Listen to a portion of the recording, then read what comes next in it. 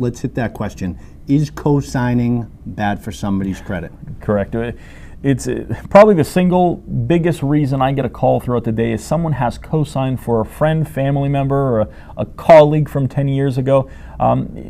Friends, family members, if they need money, give it to them, okay? But when you're handing over your signature, you're handing over your reputation, someone else's ability to pay, their ability to work, their ability to make payments to creditors will adversely affect you and could affect you for 7 years. So I'm a big advocate of not co-signing. I'd rather give someone the money out of my pocket than put my ink on that loan application.